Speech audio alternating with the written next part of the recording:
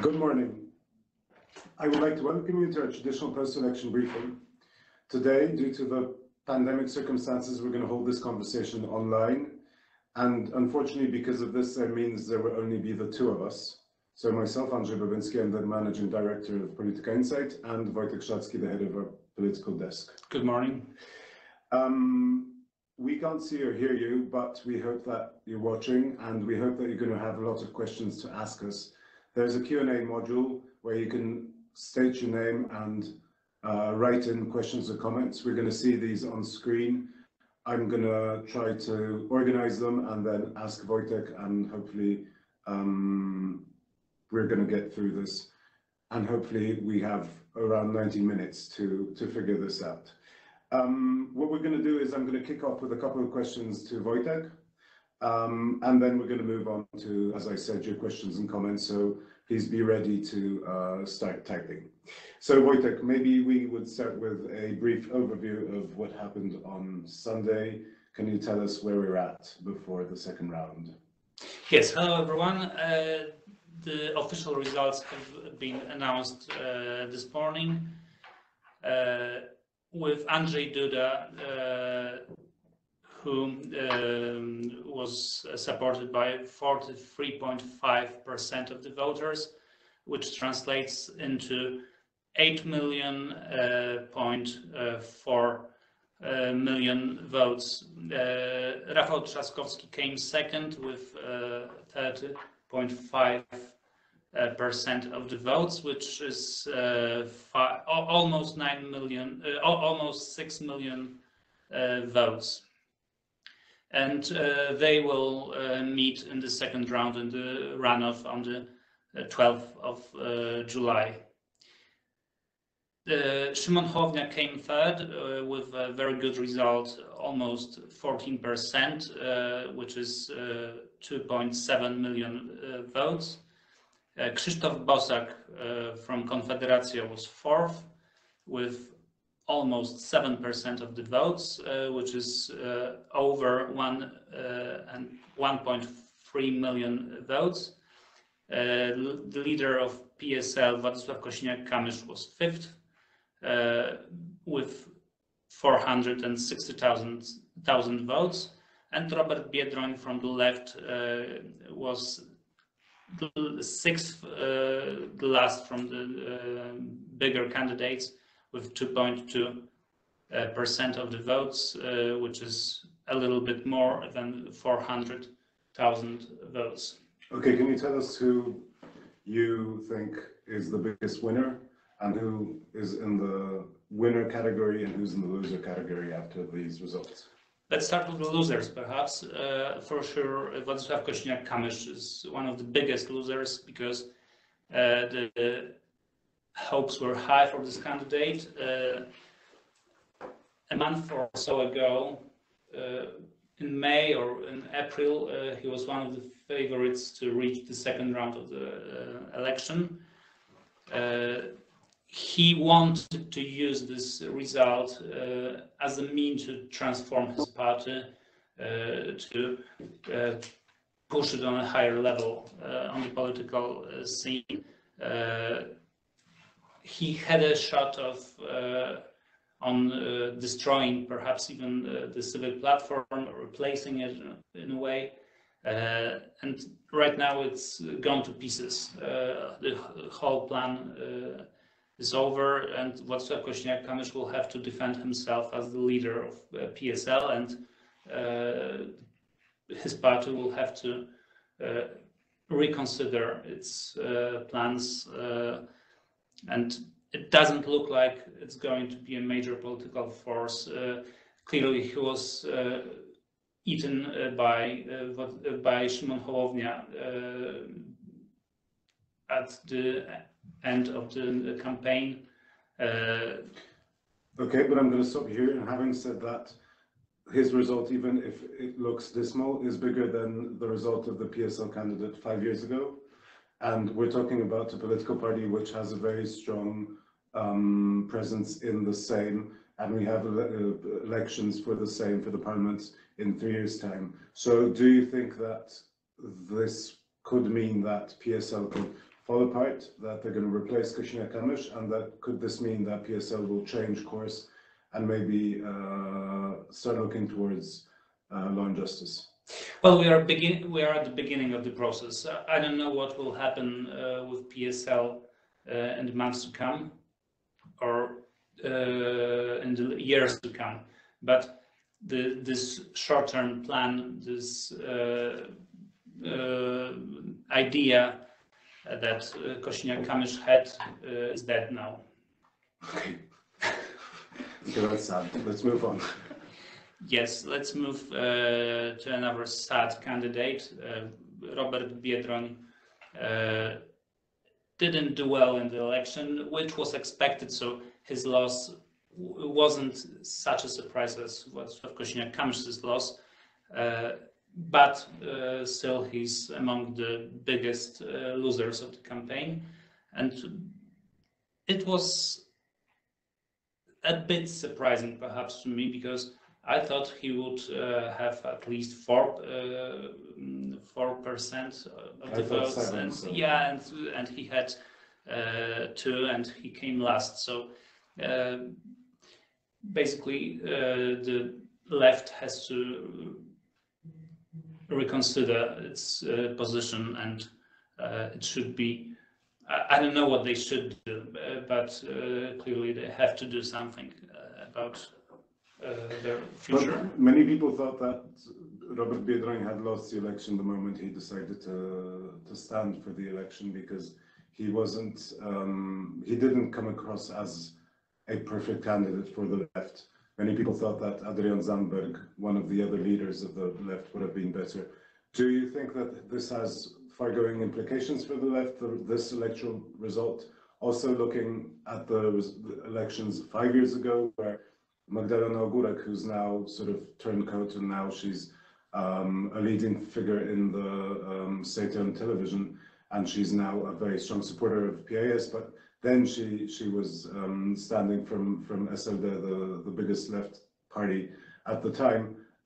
Do you think basically that this dismal result for Robert Biedroń means that something will change with the left, that there's going to be a big sort of process, or it's just something that needs to be forgotten as fast as possible?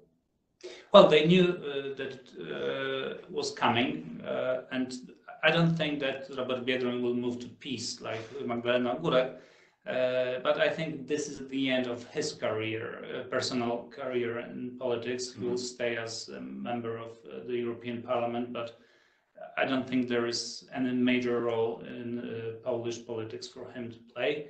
And well, I guess Adrian Zandberg will step up right now, but still Włodzimierz Czarzasty, the leader of SLD, will, at least for now and for months to come, play the biggest part on the left. Okay, moving on, another loser? Or have you... Am I done with the losers? Well, let's move to winners, perhaps. I think Krzysztof Bosak is one of the clear winners of the election. As I said, he got almost 7% of the votes, and it doesn't perhaps sound very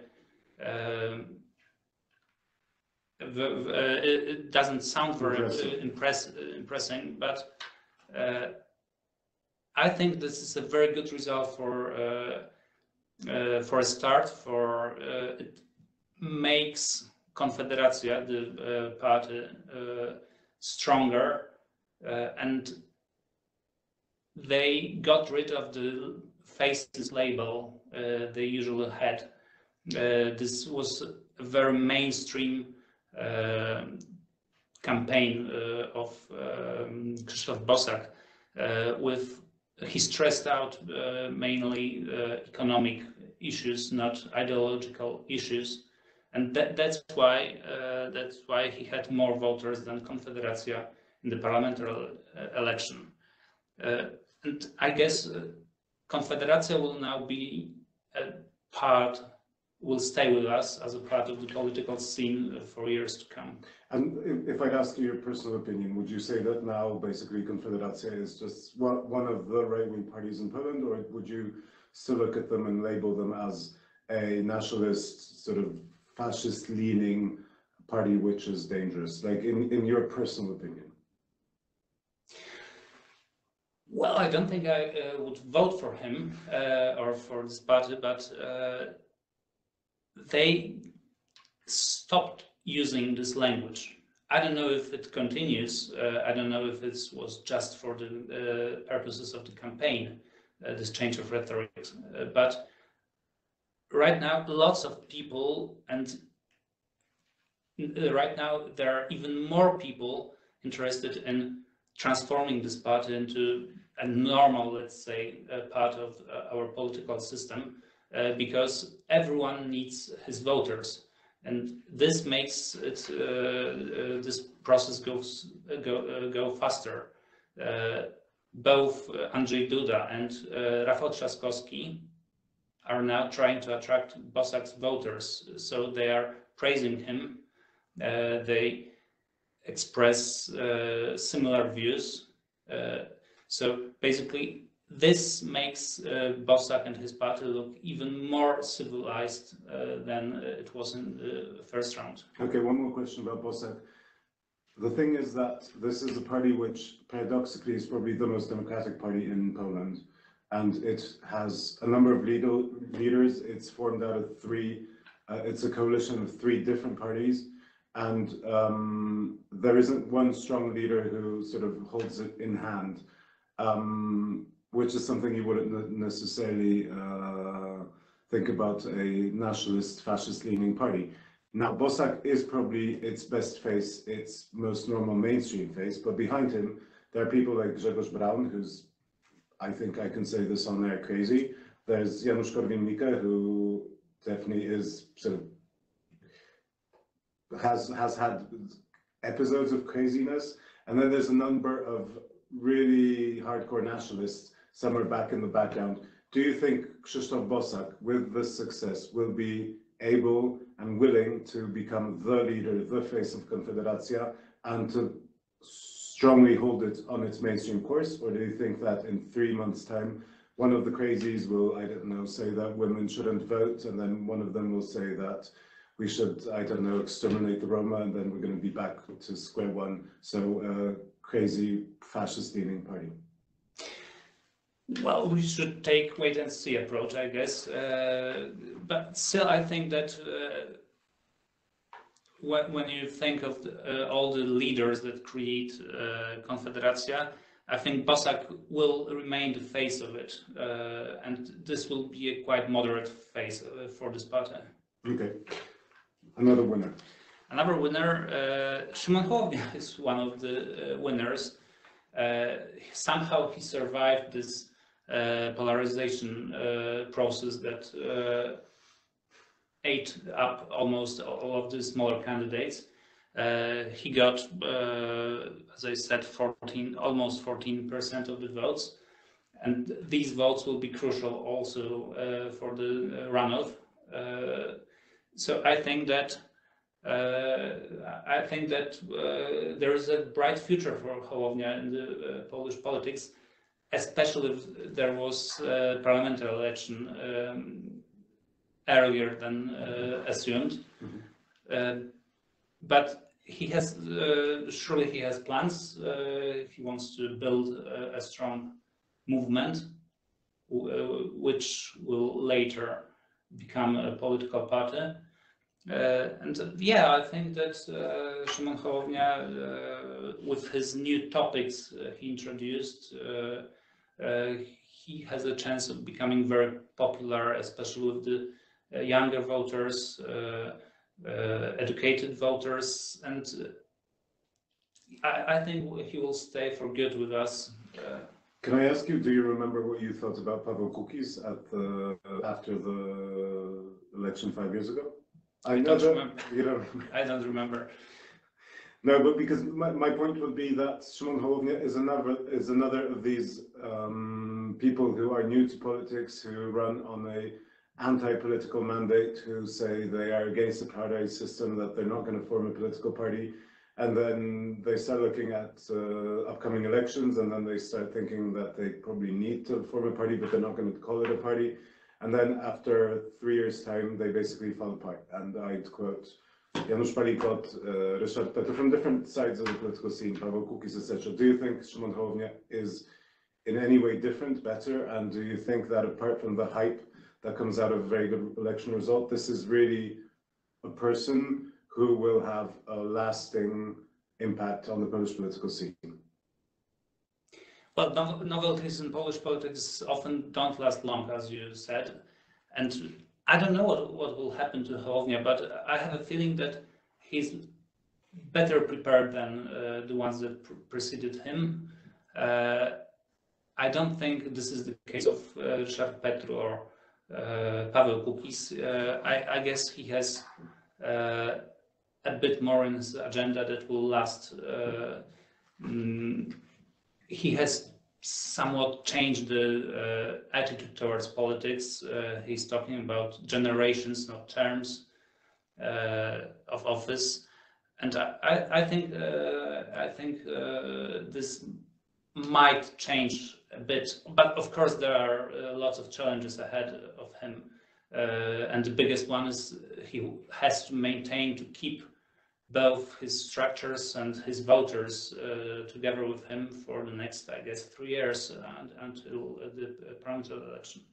I think the thing to remember about Szymon Hołownia, and this is something that's, I think, new to Polish politics, is the number of volunteers. I think he had 15,000 volunteers who were working for him in this campaign. And also he had a very different attitude towards campaign finance. This was different than anything I think we've ever seen. He raised some 8 million zlotys. Which is amazing in Poland, and also this quite obviously, as we've seen in different countries, ties down supporters and basically makes them loyal for sort of years to come, most probably. So this would be something different. So volunteers and campaign financing. I propose we close the second round for the first round for the moment. We move on to the second round. And in order to do that, I think what we're going to do is I'm going to ask you what do you expect is going to happen in the second round. And obviously you can talk about Duda and Trzaskowski's results in the first round. Okay, so I guess Andrzej Duda enters this run of campaign as a clear favorite of the election. He needs around 1.4 million new votes to win the election, and he has a chance of mobilizing some of the voters that didn't vote in the first round. The voting turnout was very high, but it wasn't as high as in the last year parliamentary election when it comes to 60 plus voters, which is electoral base for peace. 1 million voters fewer. There were 1 million voters in this age fewer than in the last year parliamentary election. So they will try to drag them to vote. Andrzej Duda has also a chance of attracting some of Krzysztof Bosak's voters. The staffers, the campaigners who are working for Duda think that there will be around 30 to 50% of the Bosak's voters who will vote for Duda in the runoff. They also think that around 10% of Hołownia's voters are likely to support Duda in the second round. And they also want to discourage the voters from the smaller candidates to vote for, discourage them from voting for Trzaskowski. And they have lots of tools, including public media, to do so. So I guess what he needs to do, I mean, the president needs to do to be re-elected, is to maintain his base, to get some of the voters of the smaller candidates, and perhaps encourage some new voters. And he has he's close to winning this election, I suppose. What Trzaskowski needs to do is also to maintain his base, which won't be easy because there is vacation has just started. Lots of voters from bigger cities will go on a vacation. So first of all, to maintain his base. Secondly, encourage almost entire Robert Biedroń and Władysław Kosiniak-Kamysz bases.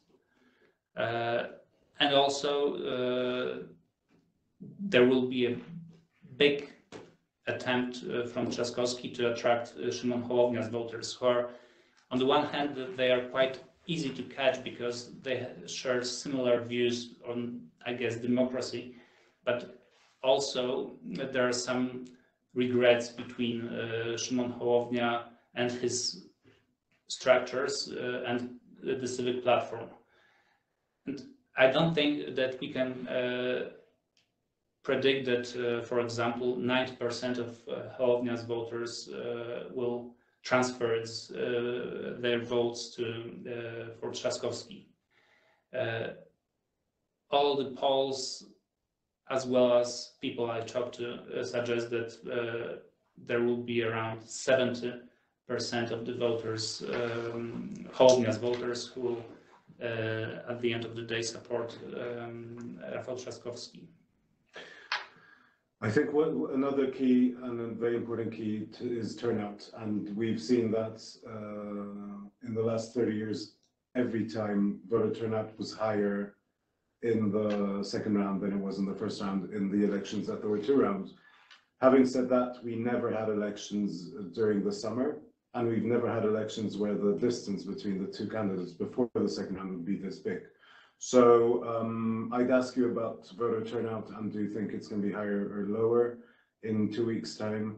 And if it's going to be lower, then doesn't that mean that Andrzej Duda needs actually less to mobilize less voters than you quoted? It's difficult to expect the voting turnout to go much higher because, as you said, vacation plus also still pandemic in Poland, plus the voting turnout was already high, so it's difficult to raise it by, I don't know, 5 percentage points or so. So I guess there will be some new voters. Usually in the last couple of elections, there were 100, 200, something like this, thousand new voters, with the exception in 2015, where there were 2 million new voters between the first and second round. I don't think this will happen. I think the voting turnout will stay basically the same. There will be some new voters, some will not vote in the second round because their candidates are no longer in the race. And of course, if I don't think that any of Duda's voters will go away. I think they will stay. So basically, the higher the turnout, the lesser chance for Duda, and the lower the turnout, the better chances for Duda. Okay, I'd ask you quickly about how you would not compare, but basically evaluate the quality of the election campaigns of the 2 main candidates of Duda and Trzaskowski. And I'd ask you this because I'm wondering, does Duda still have voter reserves amongst the Law and Justice base? And also, do you think that Trzaskowski has mobilized all the sort of civic platform voters and all the anti-peace voters that he could have mobilized in the first round?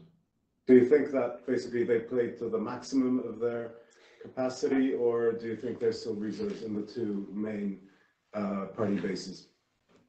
I guess they are close to their ceilings, which also is shown by the results when you compare it to parliamentary election in 2019.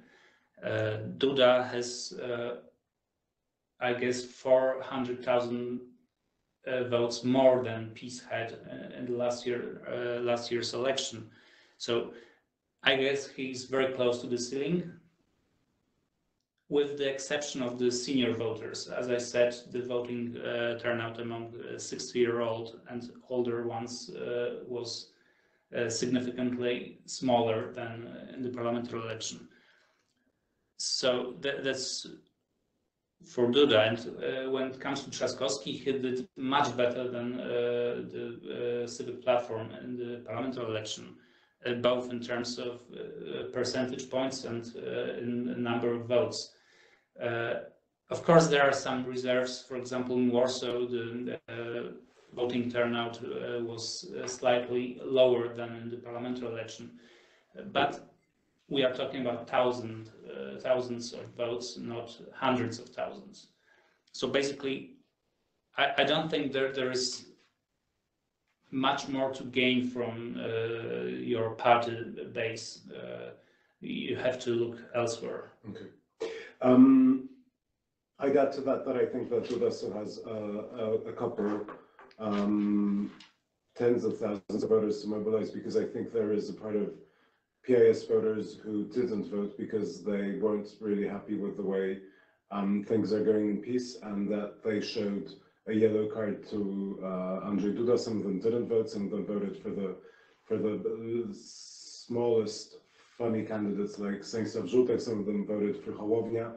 But at the end of the day, when they're going to be faced with a choice between Trzaskowski and Duda, they're going to go back. They're going to come back to Duda. So my guess is, if I can venture my opinion, that Trzaskowski pretty much mobilized every Civic Platform voter that he could have mobilized, whereas Duda still has a couple tens, I'd say a couple thousand at least voters, or even more, who didn't vote for him because they knew they didn't need to vote for him this time around. They can vote for him in the second round.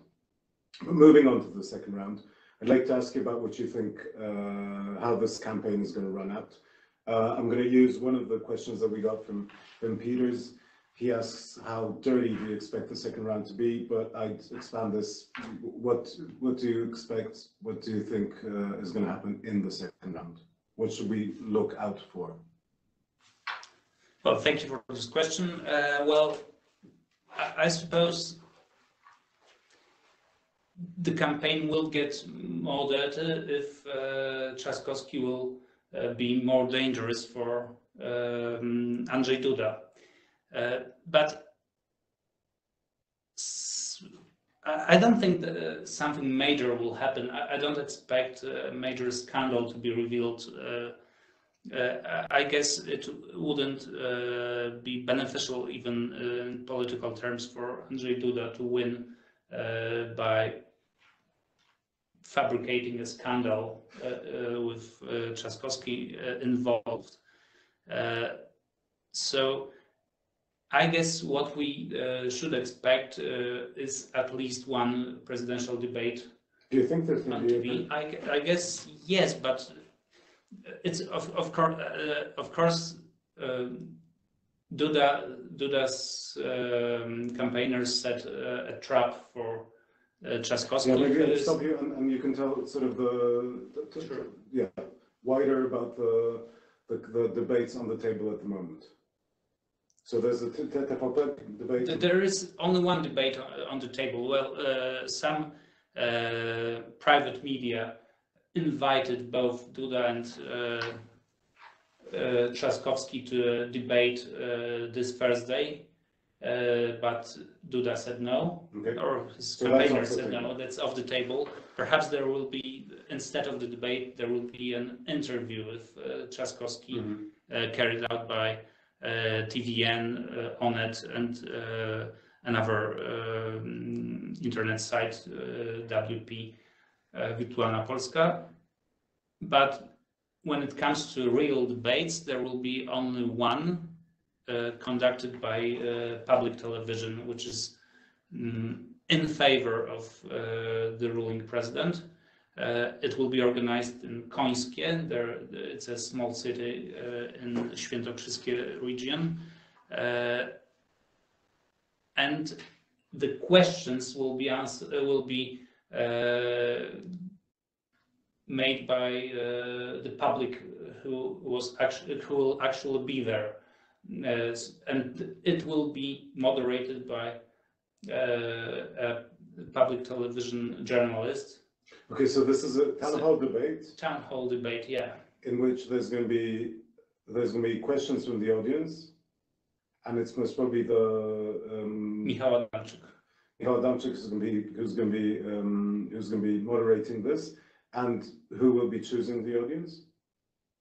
I don't know, but Michał Adamczyk will choose the questions. Okay. So that doesn't really sound fair, does it? No, it doesn't really but do you sound fair at all. Do you think Trzaskowski will stand in this debate? Well, he really needs a debate. I don't think of any other tools how he can beat Andrzej Duda in the runoff other than confronting him in a debate and showing that he's better. Because right now he's, of course, making lots of speeches in different cities, but he needs to do something more spectacular than that. And a debate watched by several million voters, people interested in politics, could be a game changer, and rallying Grudziądz will not be such a game changer. I guess it won't. But my question to you would be, don't you think that the more sort of scandalous and unfair the debate, the better for the underdog, for Trzaskowski, because you're going to have people, very many voters who will be watching this, and I mean, voters aren't stupid, and they're going to see what's happening. So the more manipulated the whole sort of TV program, the better for the underdog, for Trzaskowski. Don't you think they could use it? The fact that he's probably attacked this strongly, and this is going to be a very unfair sort of setting, that this could play in his favor in the end? Well, basically, it will depend on his behavior and on what he does when he's treated that way. He didn't do well in the first debate before the first round. Of course, all the questions were prepared against him, and this whole he was even filmed from another camera than other candidates. But all in all, he didn't do well in the debate. He didn't perform well. He was nervous. He didn't answer the questions properly. So some people say that he can do better in the debate. Perhaps some civic platform politicians claim that he did it on purpose to show that he is not very good at debates, and when it comes to a real debate before the runoff, he will do much better. I don't know if it's true, but it will, even if as you said, this will be this is a framed debate, fake debate, or whatever you want to call it, conducted by public television. It will all come down to Trzaskowski's performance. If he does well, it might do good for him. Okay, I'm going to ask you one of the questions that we have on our screen. This is from Janet Sautner. The question is, the OSCE has been critical of TVP and the National Broadcasting Commission, which I understand in its report yesterday was named as too passive. Can we expect any response from either institution? I think this is a very short answer. I don't think so. I don't think so either. We're sorry, Ms. Sautner. Okay, coming back to the second round, I wanted to ask you about the polling, and then we're going to move on to the other questions. Because we're going to see a number of polls in the coming days, and we're going to see some which will be in favor of Hołownia's, in favor of Trzaskowski, some in favor of Duda. Will you be looking at the polls? Do you think they're going to have an impact? And will you believe the polls before the second round? Well, yes, but of course I will follow the polls and read them closely. But I don't think I don't expect any fascinating polls, because I guess most of them will be around 52% of the votes for one of the candidates. I don't expect the advantage to be any smaller than 3%. Yes. So you think that basically it won't be closer than, say, 2 or 3% in favor of percentage points? Yes. Percentage points, yeah. Or some polls might suggest that Trzaskowski will win. I cannot rule out such a scenario, but because so you won't believe the poll. I mean, they will be close. I mean, when it comes to percentage points, the election results will be close. Mm-hmm. But we have to remember that it's all about the numbers. Okay. And when each percentage point, it's almost 200,000 votes. Do you think it's going to be close, the result on next Sunday? And define close. Say 1 percentage point difference between the two. I guess it will be a bit higher. Okay. I guess it will be like 51 to 49. Okay. Listen, I think we're going to move on to questions. So I'd like to ask you if you want to ask a question or even post a comment, then please do. I think we're going to start with a question from Ms. Ambassador Leslie Scanlon of Canada, because this takes us back to the first round. And the question is, given the very close showing of Trzaskowski and Bosak, does this say anything about the views of young adults? Because they had a very close showing in the group of the youngest voters, so that's 18 to 28. The question that I'd ask you, again, to expand on this is, we've seen this, that older voters pretty much voted either for Trzaskowski or Duda. Younger voters were looking for a change from the sort of bipartisan reality that we've been living in for the last 15 years. Do you think this tells us anything about the direction in which Polish politics is going and about what's going to be happening in the next elections, or do you think this rather tells us something about the younger generation and the fact that they like to vote for change?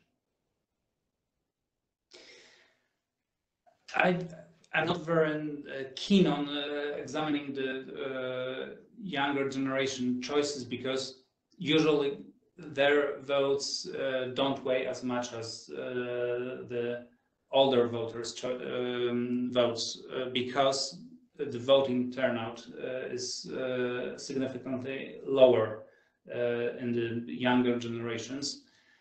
And yeah, the result in this group differs a lot from the overall result of the first round, with Rafał Trzaskowski ahead of, I guess, Szymon Hołownia and Krzysztof Bosak, and if I remember correctly, Andrzej Duda came fourth in this group. And perhaps it's a sign for the future, but I wouldn't pay much attention to it. I guess this might still change when those people grow older. I guess they will change their views. I don't think that this is a sign that Bosak's party will get, I don't know, 25% in the foreseeable future. Because Mr. Ambassador asks us why young voters voted mainly for Trzaskowski and Bosak, and she proposes hypotheses that this could be for economic reasons or because of values that they stand behind. Would you have an opinion? Well, clearly, PiS has some kind of a problem with those younger voters. They offered them, they failed their one of their crucial promises from 2015 was the housing program Apartment Plus, and they failed to deliver. So I guess it was one of the most important promises for a younger generation to have a house guaranteed by the state, and it's not going to happen. It hasn't happened. This was one of the biggest failures of this government. So perhaps younger people felt let down by the government and by PiS, and consequently by Duda. I've been thinking about this for some time, and I don't know if you'd agree, but I have this feeling that before 2015, there was this stereotype of PiS voters who were rather had less education, were less affluent, were usually from smaller cities, and the countryside. They were usually older, and because of the fact that they couldn't get out, they couldn't mobilize the entirety of this voter base, they couldn't win with the civic platform. Then along comes 2015, and something changes, and PiS finds a narrative that works with younger voters, with people in bigger cities, with people who have more money, and sort of they expand their voter base, and they go outside of their zone of comfort, and they try standing on two legs, a leg which is made out of tradition, and the other leg which is made out of modernization, in a, I'd say, in a sort of Turkish, or rather maybe Hungarian, sort of with a Hungarian vibe. So this is a light authoritarian modernization narrative. Now, I feel that we've come back to 2015, or actually to before 2015, that PiS has lost the voters that gave them their victory in 2015, but they've managed to mobilize the entirety of the voter base that didn't give them victories in the previous years, and now they can easily stay with the voters that they need with their natural voter base, and they don't need to start looking towards the bigger cities, towards the younger voters. Do you see what I'm saying? Do you think that? Yes, well, I guess PiS is still doing a bit better in bigger cities than the civic platform in the countryside. And this is one of the reasons that Duda is ahead of Trzaskowski by almost 13 points. I mean, both of the biggest sides of this political conflict are very strong in their core base, but PiS is stronger than the civic platform in the areas in which the second party is stronger. I mean, PiS is stronger in the big cities than the civic platform in the countryside. PiS is stronger in the west than the civic platform in the east, and so on and so on. So, and also when you think of, for example, of Podkarpacie, in Podkarpacie Duda had over 60% of the votes, and there is no region in Poland in which Trzaskowski would have 60% in the first round. Okay, but I come back to because I think that what we've seen is basically they've lost the internet. In 2015 they were extremely strong in the internet. I don't think they're that strong anymore. They've also lost this tradition, this political history vibe of the żołnierze wyklęci. There wasn't very much of this. This was something that obviously worked well with younger voters, with voters in bigger cities, when you see the Polska Walcząca sign on pretty much every car, etc., etc. There wasn't a lot of that. I think they've even stopped trying to mobilize. Andrzej Duda pressed this button once, I guess, during the last weekend before the election. He paid some visits that were clearly from this. I mean, compared to 2015, it was. I mean, yes, he chose other options. Yeah. Okay. Listen, what I think we're going to do is we're going to move on to a reality after the second round, and we're going to try to talk about what happens after the second round, depending on who wins. So we have a couple of questions about what happens if Rafał Trzaskowski wins, and also a question about what happens if Rafał Trzaskowski loses. So let's start with a scenario in which the less likely scenario that Trzaskowski wins. First of all, I'd like to ask you about, and this is a question that's been posted by Agata Majos, what would be the long-term consequences for peace if Trzaskowski wins, if Duda loses? Well, if Trzaskowski wins this election, we could expect a major reshuffle of the government. I don't know if this government lasts until the normal parliamentary election, or whether Jarosław Kaczyński would go for an early parliamentary election.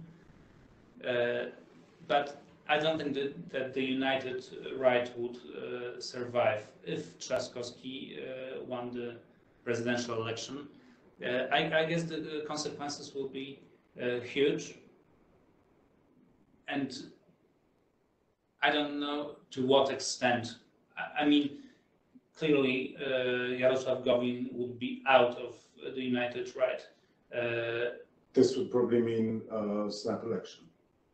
Yeah, probably, but we have, as we said, we have more losers on the political arena, and perhaps Jarosław Kaczyński would seek another ally, I mean PSL, to guarantee majority in the parliament.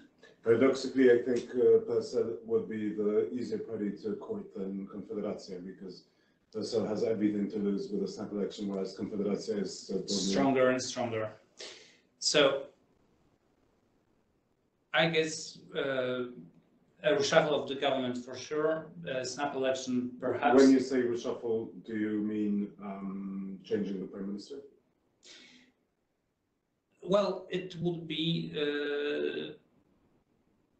a good idea, perhaps, but Jarosław Kaczyński would have to deal with the power struggle within what's left of the United Right. I mean, Zbigniew Ziobro, Mateusz Morawiecki. He would have to find another way to guarantee a balance of power within the ruling camp.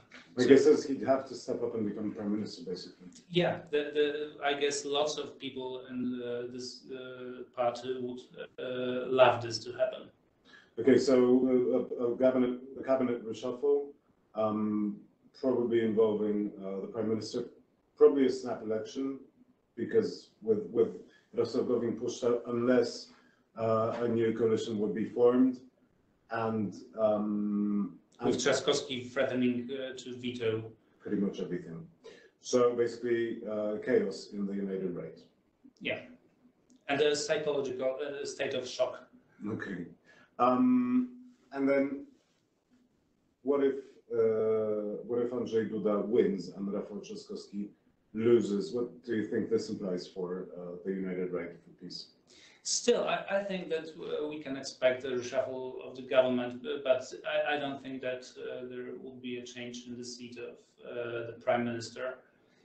I guess some minister, there will be some cuts in the government. Fewer ministers.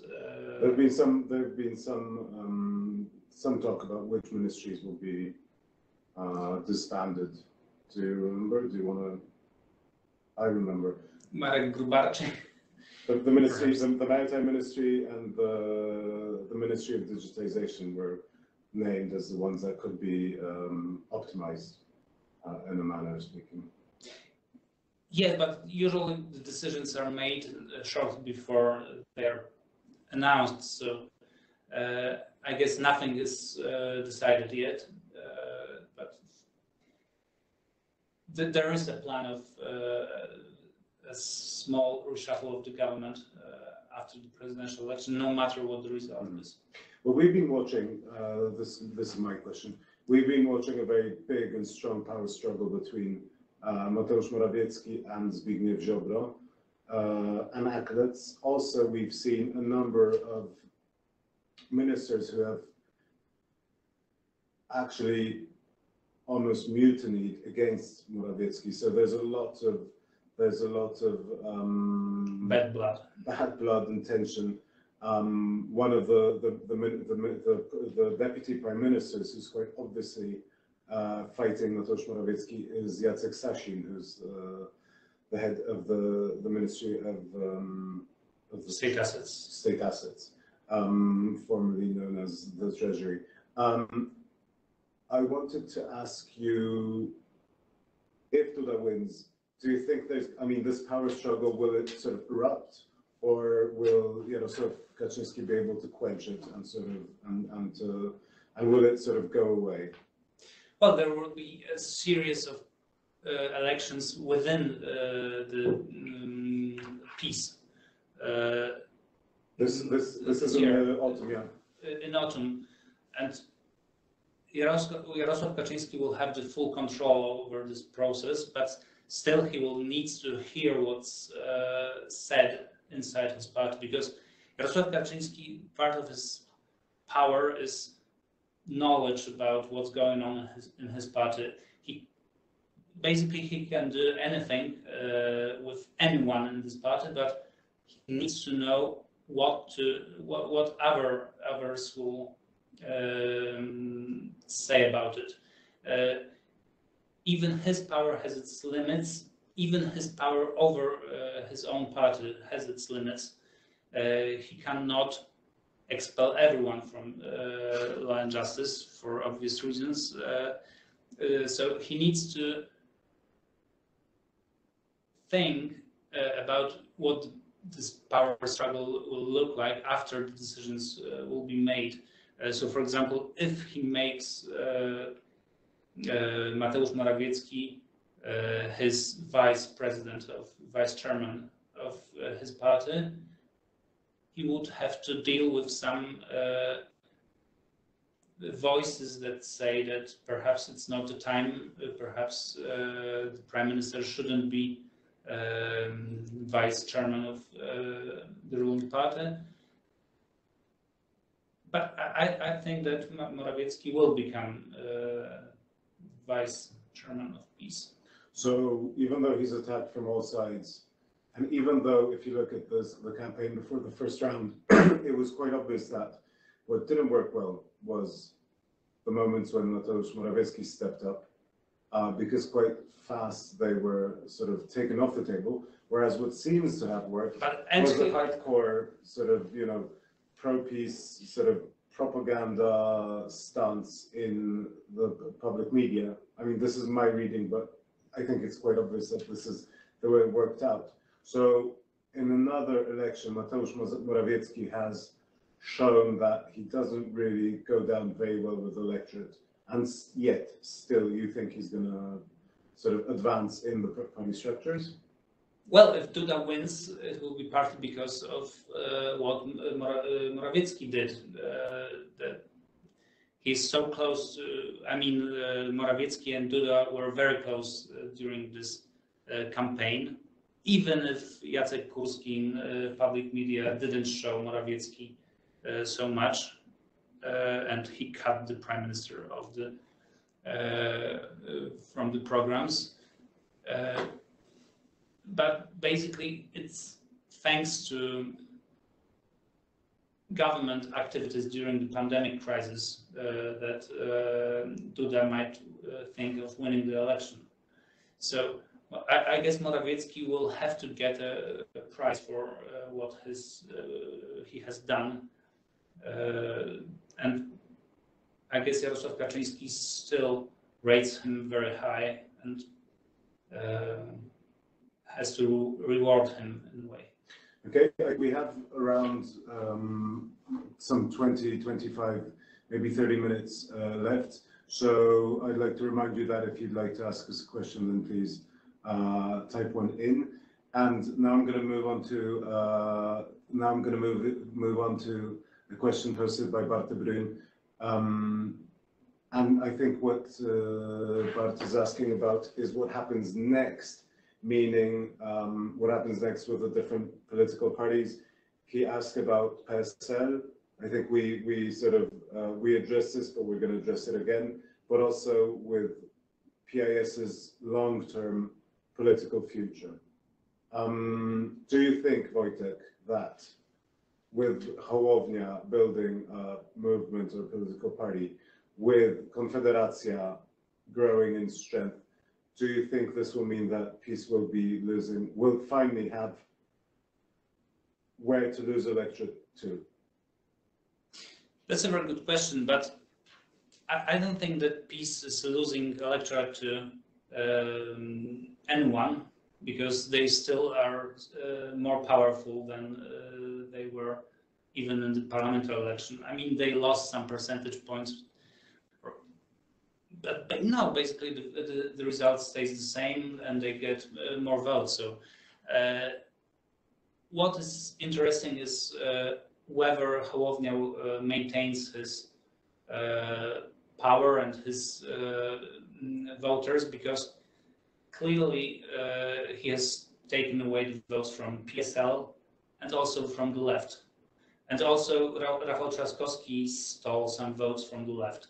So if we translate those presidential election into parliamentary ones, we can see that there's a threat to both PSL and the left being replaced by, well, if we think of Trzaskowski as a not exactly a member of the civic platform, we can think him of as a leader of a new grouping based on the local politicians, the civic platform structures, and with some left-oriented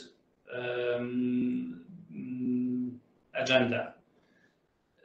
He might change if he loses the election, but remains a strong politician. He might become someone who will change the civic platform perhaps forever, and this would mean a big threat to the left. And this is the same case for Hołownia and PSL, I guess, because I guess Hołownia was looking for the same electorate as Władysław Kosiniak-Kamysz in this campaign, slightly more conservative than Trzaskowski's base, with this non-partisan rhetoric, with this end of Polish wars on the Polish political arena, end of PO-PiS conflict. They were using basically very similar language, Hołownia and Kosiniak-Kamysz, with Hołownia finishing much stronger than PSL leader. So if he maintains his base, this could mean that PSL is out of political arena for good. I think I'd like to venture a different opinion, and it's easier for me because I'm gonna talk about say another 3 years forward. I think PiS, regardless of the result of this election, is going to be losing their electorate. And if you compare this to the civic platform in the last sort of lap of Polish politics, we're in 2012, where the civic platform looked as if it was invincible. You know, Donald Tusk looked as if he would never lose an election, and it looked as if peace would never sort of come to. If you look at the results, if you look at what's going on, I think we can see the change in PiS's voter base. So what they're doing in every election is they're really mobilizing the maximum, and they're really pumping the maximum out of their voter base. I don't think they're attracting very many new voters.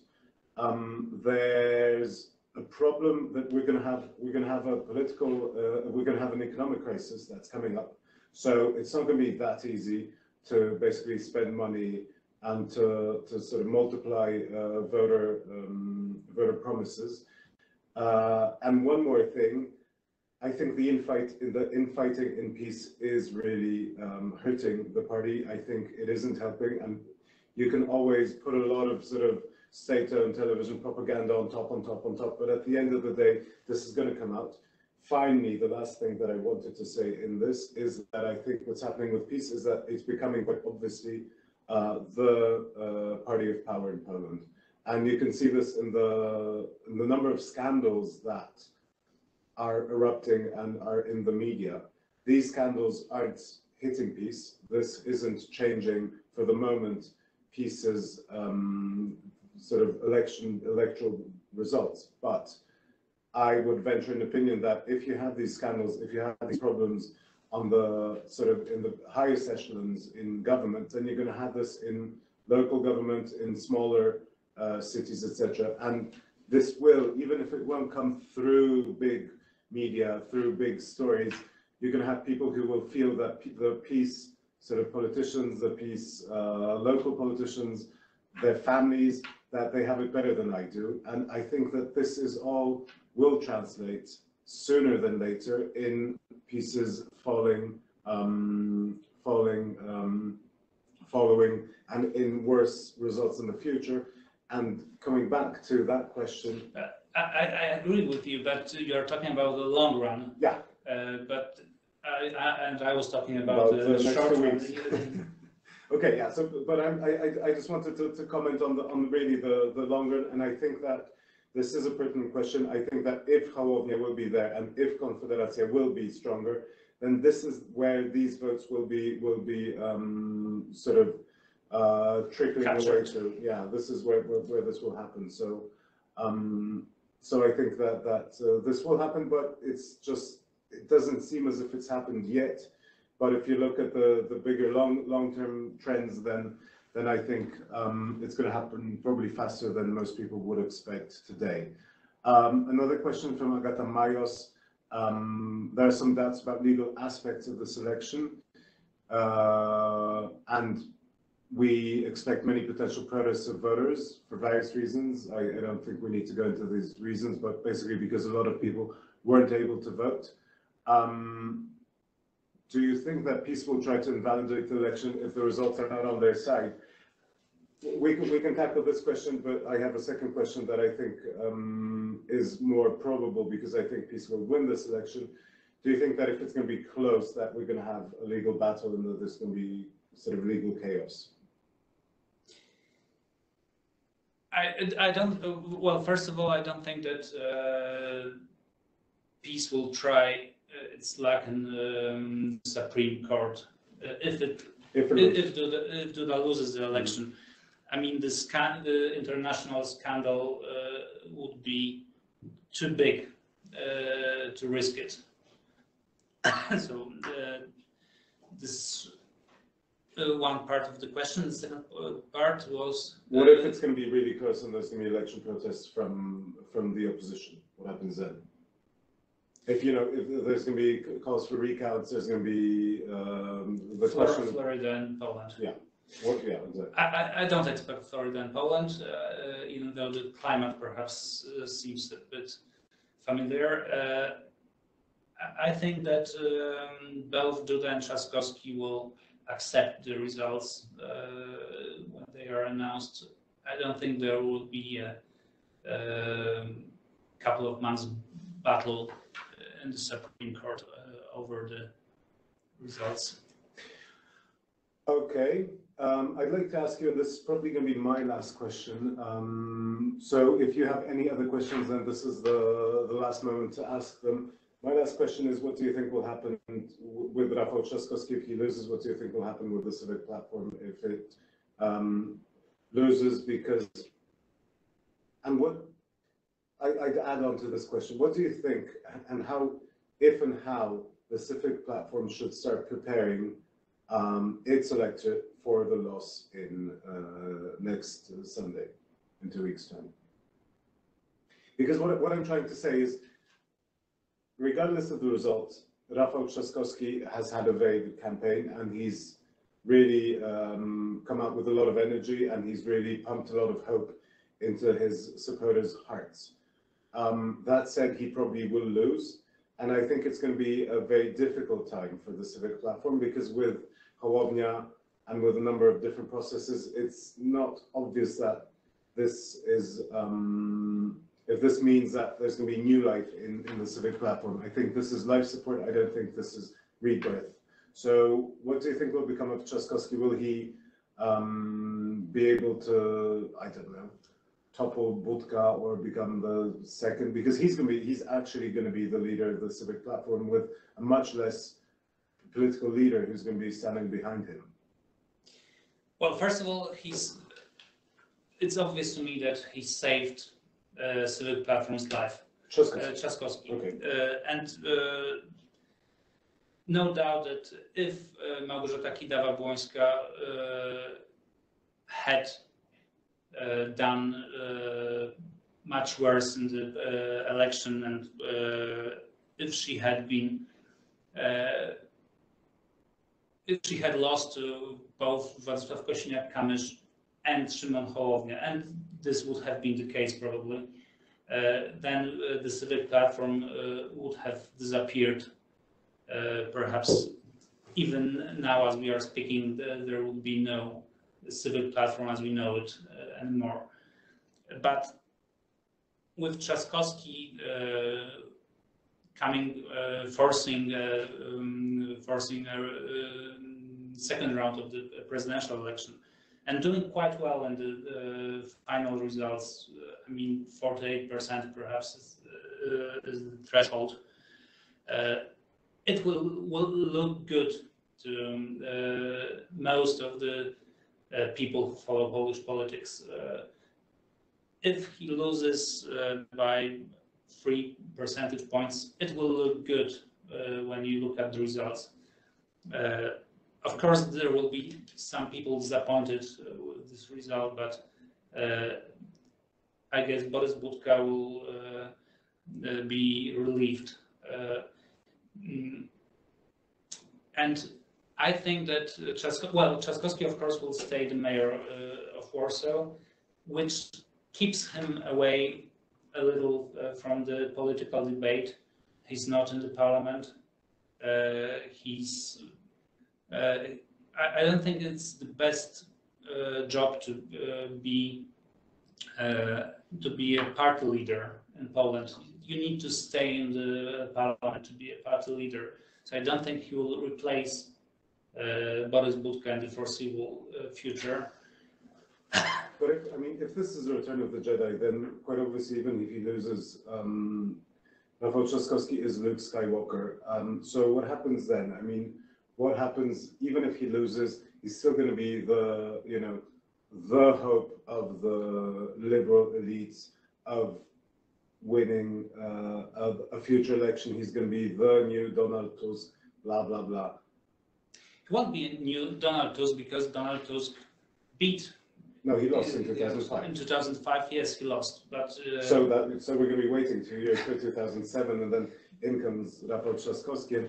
Do you think he can? Do you think it's going to be that way? Do you think he can hold this burden? He can also start managing Warsaw in a different way? Do you think this is the beginning? But basically, what I'm asking: do you think this is the beginning of a huge political career and of somebody who will win a future election, or do you think Rafał Trzaskowski has just seen the best of his political career, and it's only going to be downhill from now?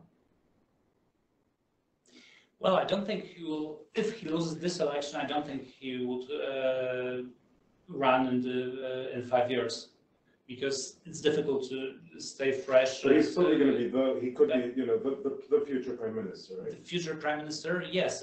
If there is a parliamentary election and civic platform together, I don't know if Hołownia's party, non-party, form a government, then Trzaskowski could as well be the prime minister. Yeah, I can think of such a scenario. Okay, our last question and a comment. We're going to take the question first. This is from London. Vita Gottesman asks, is there going to be a new exciting policy agenda that both candidates will engage in discussing in the second round? So basically, again, I'd add on to that and ask, what will be the main sort of policy discussion that could happen in the next 2 weeks? Is there any possibility, let me rephrase that, is there any possibility that there's going to be a policy discussion in the upcoming 12 days? Well, we can, as we hear what Trzaskowski says, he speaks a lot about taxes, about economic views, because he's trying to attract Bosak voters. I don't know what the president has to do with raising taxes, or I guess it's still more of a government thing. But he clearly uses this rhetoric, this topic to try to attract Bosak's voters, and he's talking a lot about community and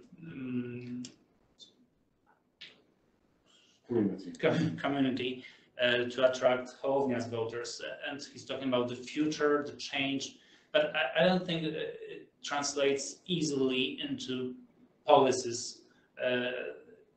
I hear rather slogans than policies, and I don't expect anything different in the coming days. Okay, this is a comment again from Madam Ambassador. Leslie scandal. You said the international scandal would be too big, and Madam Ambassador writes that international opinion on a range of recent issues doesn't seem to have had an impact on government policies. What do you think? Well, it did several times. It did have, and we can also. I can also point out an example from this campaign when Duda said that LGBT was like neo-Bolshevism, and some people from PiS expressed an opinion that LGBT are not people but an ideology. Andrzej Duda was somehow forced to tweet a bit on that in English to foreign media to react to criticism from abroad. And if something happened in the Supreme Court in Duda's way, in Duda's favor, then this will be too huge. And also, I think thousands of people would march in the streets. I don't think that PiS needs massive protests in major Polish cities after Supreme Court would give presidency to Duda. Okay. Thank you very much. Thank you, Wojtek. Thank you. On a closing note, I'd like to invite you. Unfortunately, this can be in Polish, but maybe you want to watch it anyway. On Thursday, the 2nd of July at 9 o'clock in the morning, we're going to have a Q&A session with the Minister of Funds and Regional Policy, Ms. Małgorzata Jarosińska-Jedynak. So please follow us and listen, watch, and ask questions. Also, I wanted to say that this conversation is going to be online on our page PI Live and on YouTube. So if you missed something or if you'd like to come back to something we said, then you're most welcome to do that. So again, thank you very much. Thank you. Thank you, Wojtek.